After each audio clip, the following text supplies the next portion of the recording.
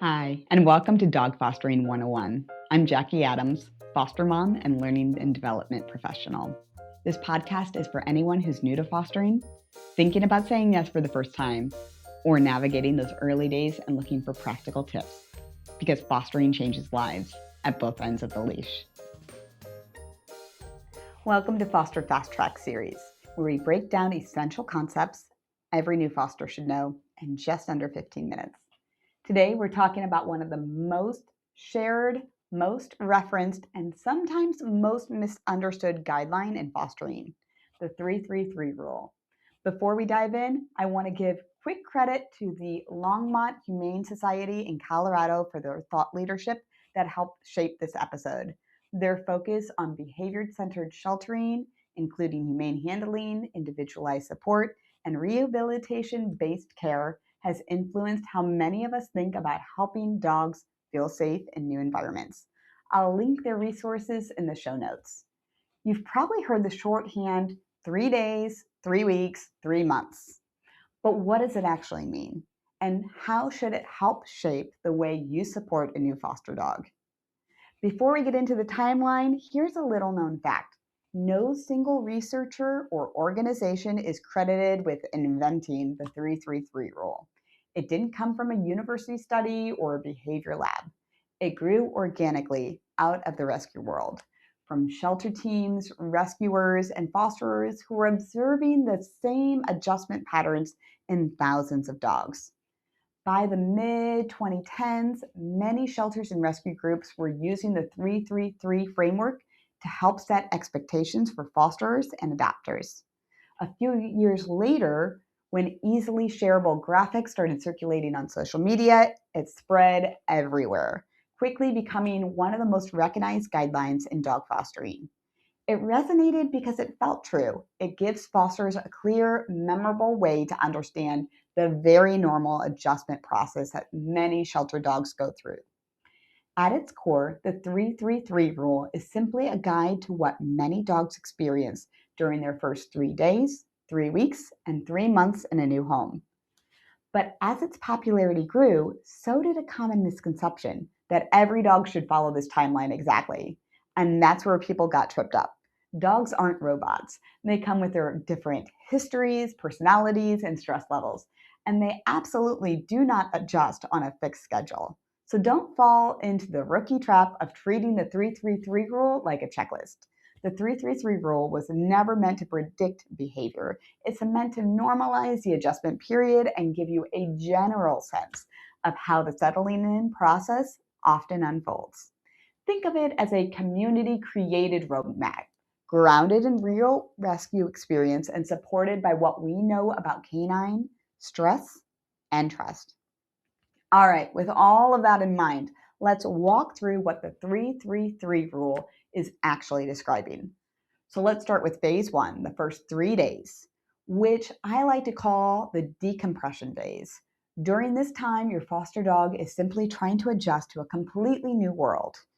Everything feels unfamiliar: the environment, the people, the routine, even the sounds and smells. Some dogs shut down and sleep almost nonstop. Others pace, cling, pant, or avoid interaction completely.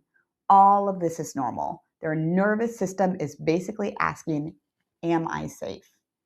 During the decompression phase, your job is to make their world small, calm, and predictable. Start your routine, but don't force interaction. Offer a quiet, cozy resting spot where they can retreat. Keep stimulation low.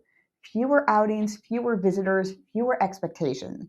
This phase is really about minimal stimulation, maximum comfort. Your only goal right now is to let them breathe. After those first few days, we move into phase 2, the first 3 weeks, or the learning the routine phase. This is when many dogs begin to understand how your home works. Their personality starts to peek through. Their confidence grows, usually slowly, and yes, this is often when the boundary testing begins. Barking, chewing, accidents, restlessness, reactivity. These behaviors are extremely common during this phase and don't mean anything is going wrong. In the learning the routine phase, you can start to introduce gentle structure and binding. Keep walks consistent, add enrichment toys. Begin teaching simple cues like sit, stay, and come. Give them opportunities to succeed, and when they do, celebrate it. They're still figuring out the rules of the house and they will make mistakes. That's expected. This phase is all about gentle guidance and steady support. And then we move into phase 3, the first 3 months, which I call the settling in phase. If things are trending in a healthy direction, this is when many dogs start to feel genuinely at home. Their body language softens, they rest more comfortably, they show more curiosity, they choose to be near you more often or seek out affection. This is usually the phase where trust starts to take root and the relationship really begins to form. During the settling in phase, you can gently expand their world. Try walking routes, take short car rides, visit a quiet park, introduce them to new people or other dogs slowly and thoughtfully. Continue training, continue building the bond, and continue supporting their confidence. This stage is all about stability, connection, and trust. Again, the key here is to remember these 3 phases are guidelines, not deadlines. Some dogs move through them faster, some need more time, especially dogs with trauma histories, long shelter stays, or higher anxiety.